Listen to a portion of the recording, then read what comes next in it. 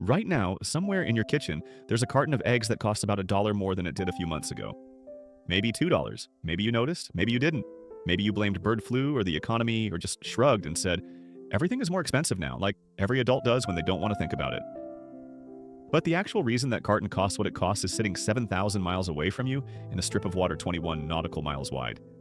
You've probably never heard its name. Almost nobody has.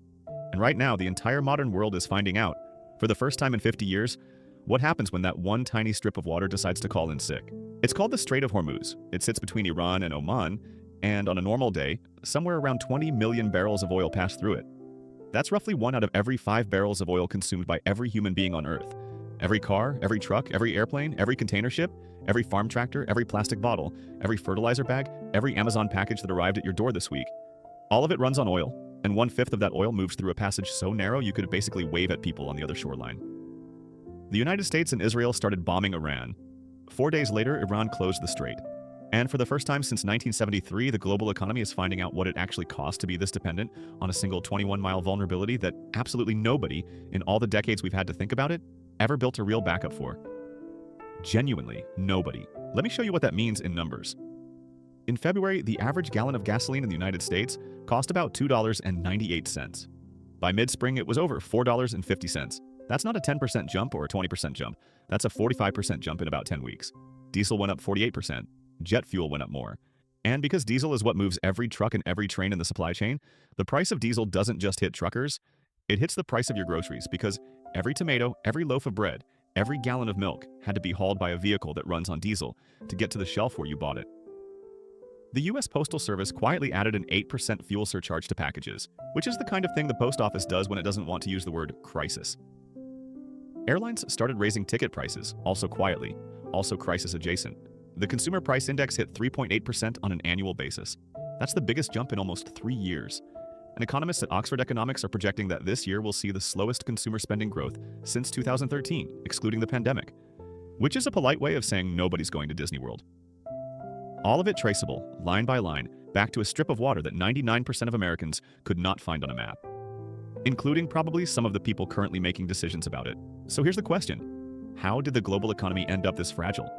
How did we build a world where one country, choosing to close one narrow waterway, could make eggs more expensive in Ohio and cancel vacations in Germany, and stall factories in China within the same 48-hour window? The answer goes back a lot further than this current war. It goes back to a decision made in 1908, and to the geography of a region that wasn't even fully mapped by Western powers until then, which, in hindsight, was maybe an oversight. In 1908, a British company called the Anglo-Persian Oil Company struck the first major commercial oil deposit in the Middle East, at a site called Masjed Soliman in what is now southwestern Iran.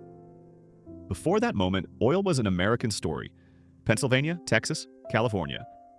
The Middle East was considered an empty place, strategically interesting but economically marginal. After 1908, everything changed. Over the next 30 years, geologists worked out that the entire Persian Gulf Basin sat on top of one of the largest oil reservoirs on the planet.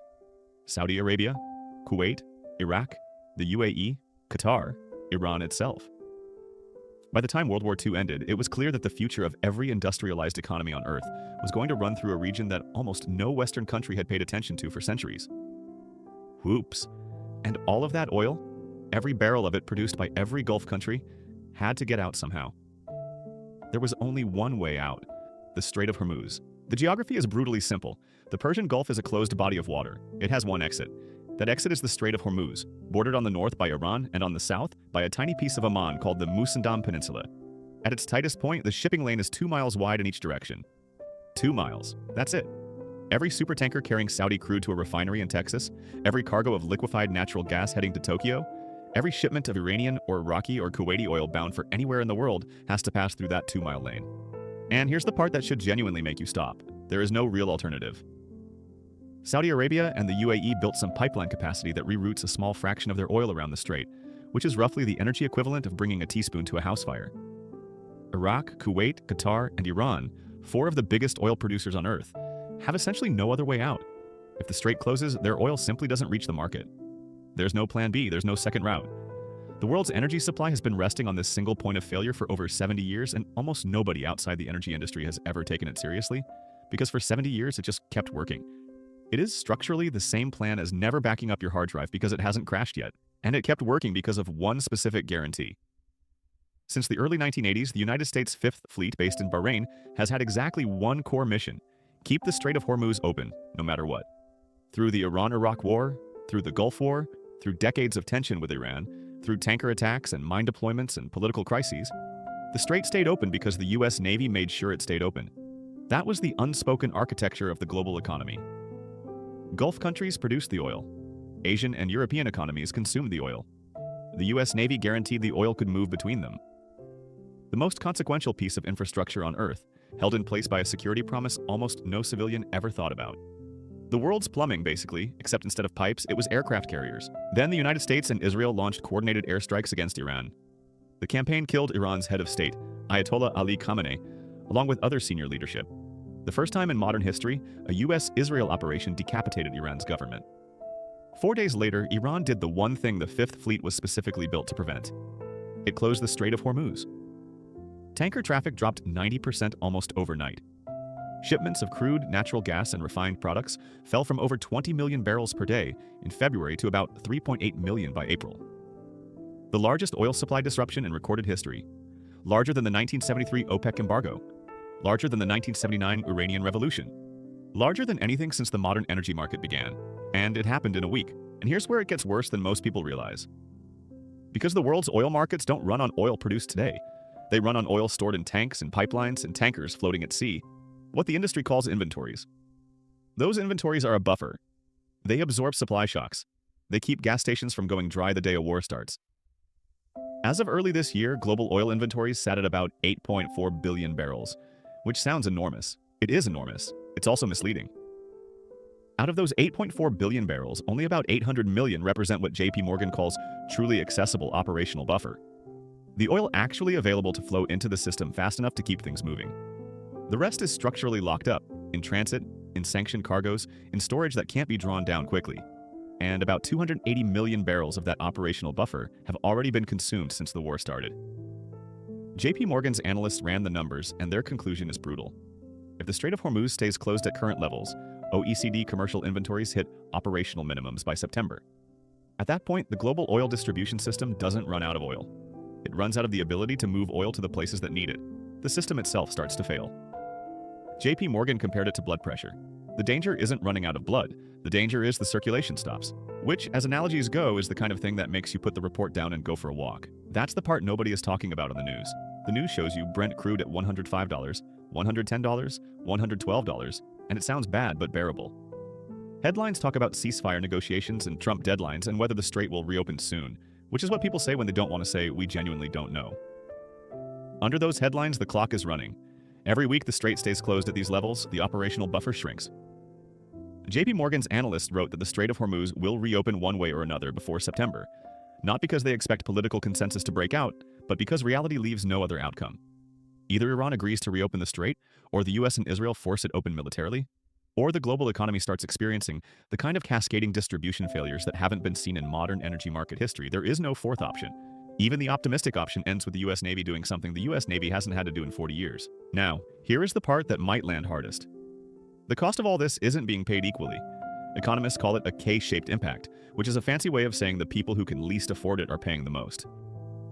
Lower income and middle income households spend a much higher percentage of their take-home pay on gasoline and food. If you make $200,000 a year and gas goes up $1.50 a gallon, you notice it, but it doesn't change your life. If you make $40,000 a year, that same increase quietly destroys your monthly budget. Bank of America's spending data shows gas station spending jumped 16.5% in a single month, the biggest single category increase in more than 3 years. And it's not just gas, it's the groceries that had to be trucked, it's the heating bill that runs on natural gas, it's the Amazon package with the 8% USPS surcharge. It's the airline ticket for the flight your daughter's college graduation is on. It's the insurance premium that's about to come up for renewal, because insurers are pricing in expected losses from a higher inflation environment. The cost of one war, 7,000 miles away, is being paid in installments by every household on Earth that didn't have the cushion to absorb it. The bill is being mailed to the people who are least equipped to open it. China is paying the largest single bill. In the first quarter of last year, China imported about 5.35 million barrels of oil per day through the Strait of Hormuz. That's more than India, Japan, and South Korea combined. The Chinese economy is the largest buyer of Hormuz oil on Earth by a wide margin. which makes the current crisis in a strange way also a quiet US-China conflict, because every day the strait stays closed, China is the country paying the most to keep its industrial base running. Nobody is saying that part out loud yet, but it is mathematically what's happening. India is in second place. Japan and South Korea round out the top four. Europe and the United States are barely affected by Hormuz oil directly because they import most of their crude from other sources. But everyone is affected indirectly because the global price of oil is set by global supply. When 1/5 of that supply goes offline, the price of every other barrel, including the ones produced in Texas and the North Sea, goes up too. You don't have to be drinking from the Hormuz pipeline to pay the Hormuz price. That's not how oil markets work, and it's not how this is going to end. So where does this end? Right now, the United States and Iran are in active negotiations over a 60-day ceasefire extension that, if signed, would reopen the Strait of Hormuz, allow Iran to freely sell oil again, and freeze the broader nuclear question for later talks. By the time you watch this, that deal may have been signed, may have collapsed, or may still be in limbo. Diplomacy moves on its own clock, and that clock is rarely the one you want it to be on. But what almost no one in the news cycle is saying out loud is this: even if the deal is signed tomorrow, the damage is done.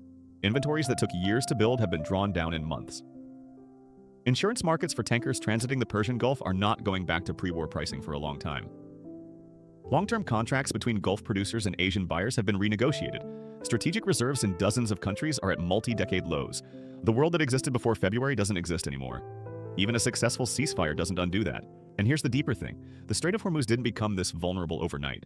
It became this vulnerable because for 2 generations, the people running global energy systems made a quiet bet that the security guarantee of the US Navy would hold, that the geography of the Persian Gulf was something you could plan around, that one narrow waterway between Iran and Oman was a problem someone else would solve. And then one morning in late February, someone else stopped solving it. The bet got called. And the world found out, the way the world always finds out about its most important vulnerabilities, which is by paying the bill. Look at the receipt the next time you buy groceries. Look at the price of the gas you just put in your car. Look at the shipping fee on the next package that shows up on your doorstep. You're not looking at inflation. You're not looking at the economy. You're looking at the price tag for 70 years of assuming that 21 miles of water between Iran and Oman would just keep working forever. It worked for a long time. It's not working now. And whatever your government and your news cycle tell you in the next few weeks about the deal getting signed, the strait reopening, things going back to normal, remember that the world doesn't go back to normal. It just learns, very slowly and very expensively, that the thing it took for granted was never guaranteed. It was just held in place by people who could choose one day to stop holding it. You didn't think about the Strait of Hormuz a year ago, like almost no one did.